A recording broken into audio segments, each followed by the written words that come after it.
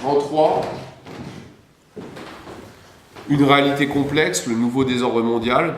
Grand A, une recomposition économique et l'émergence des nouvelles puissances politiques. Le modèle économique, politique et culturel américain, sa puissance diplomatique et militaire reste dominant. Mais les affaiblissements structurels et conjoncturels américains de ce début du XXIe siècle marquent la fin de l'espoir hégémonique de ce pays sur la planète. De nouvelles puissances concurrentes émergent. Le Japon et l'Union européenne restent de grandes puissances économiques. La France, l'Angleterre gardent toujours un rôle diplomatique et militaire majeur, notamment dans leurs anciennes colonies. La Russie, ayant dépassé les difficultés de la période post-soviétique, s'affirme grâce à la puissance énergétique. Elle conserve également une force technologique et militaire considérable.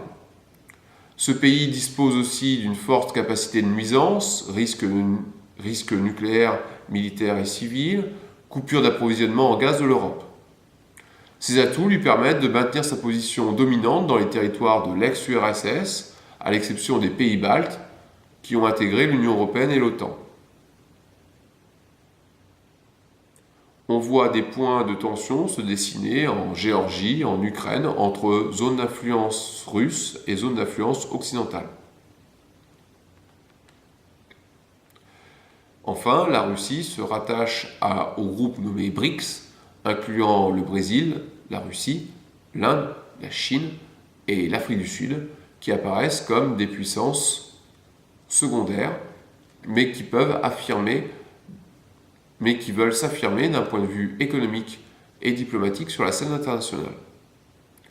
Les 5 pays qui constituent les BRICS sont considérés comme des grandes puissances concurrentes, sont considérés comme de grandes puissances émergentes ou réémergentes pour la Russie.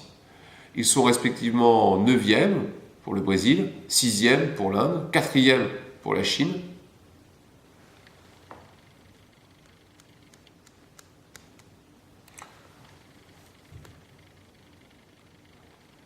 Ils sont aujourd'hui des puissances de premier plan économique.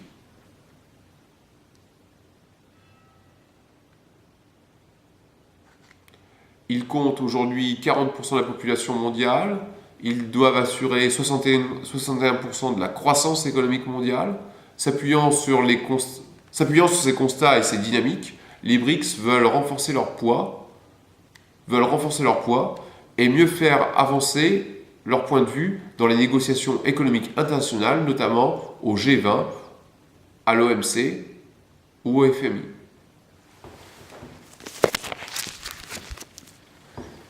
Les pays composant les BRICS pourraient dans un avenir proche renforcer davantage leur coopération économique en échangeant des ressources naturelles et des technologies.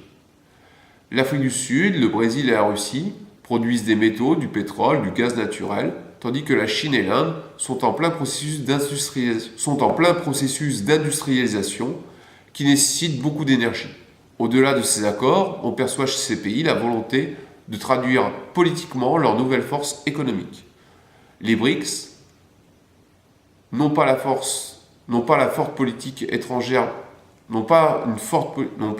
étrangère définie, si ce n'est de contrecarrer les intérêts des grandes puissances dominantes que sont les États-Unis et les puissances européennes. De manière générale, les BRICS plaident pour une refondation des organisations internationales comme le Conseil de sécurité de l'ONU et les négociations.